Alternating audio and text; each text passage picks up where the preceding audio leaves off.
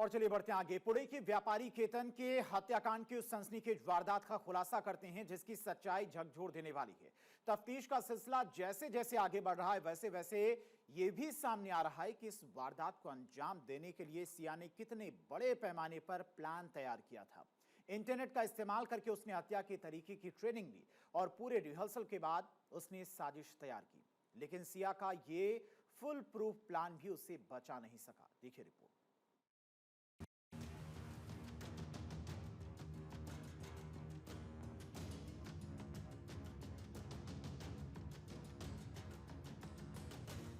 प्यार, धोखा और फिर एक खौफनाक अंत। पुणे का मशहूर केतन अग्रवाल हत्याकांड इस वक्त पूरे महाराष्ट्र को झकझोर रहा है। इस सनसनीखेज वारदात में हर गुजरते दिन के साथ ऐसे राज़ हो रहे हैं जिसे सुनकर खाकी भी हैरान है, क्योंकि केतन अग्रवाल की मंगेतर सिया गोयल के शातिर और खौफनाक मंसूबे अब पूरी तरह बेनकाब हो चुके हैं। तफ्तीश में जो खुलासा हुआ है वो ये साफ करने के लिए काफी है कि ये कोई अचानक उठाया गया कदम नहीं, बल्कि बेहद क्रूर और सोची समझी साजिश थी। पुलिस की माने तो केतन की हत्या से पहले उसकी मंगेतर सिया और उसके बॉयफ्रेंड चेतन चौधरी ने बकायदा इस पूरी वारदात की रिहर्सल की थी। सिया के दिलो दिमाग पर नफरत का भूत इस कदर सवार था कि वो इस खूनी खेल को अंजाम देने के लिए तड़प रही थी। उसने बकायदा इंटरनेट और गूगल का सहारा लिया। गूगल पर ये सर्च किया गया कि आखिर इस खौफनाक वारदात को बिना किसी सुराग के कैसे अंजाम दिया जाए। इतना ही नहीं, पकड़े जाने के डर से बचने के लिए शातिर दिमागों ने ये भी पहले से तय कर लिया था कि पुलिस की पूछताछ में क्या जवाब देने हैं और खुद को कैसे बेकसूर साबित करना है। जांच में ये भी सामने आया कि इन आरोपियों ने केतन को ठिकाने लगाने की पहली कोशिश 14 जून को भी की थी, लेकिन तब वो नाकाम रहे। इसके बाद चेतन ने अपना हुलिया बदलने तक का प्लान तैयार कर लिया था। वारदात के तुरंत बाद दोनों ने अपने चैट्स और तमाम डिजिटल सबूतों को मिटाने की पुरजोर कोशिश की, लेकिन कानून के हाथ उनके गिरबान तक पहुंच ही गए।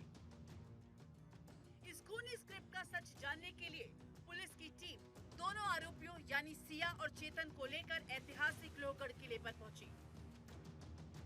भारी सुरक्षा के बीच वहां उस खौफनाक मंजर का क्राइम सीन रिक्रिएशन किया गया, जिसके जरिए पुलिस कड़ियों को जोड़कर ये समझने की कोशिश कर रही थी कि आखिर कैसे चेतन हुडी पहनकर बिना टिकट लिए किला पर पहुंचा और साए की तरह चेतन और सिया का पीछा करता रहा।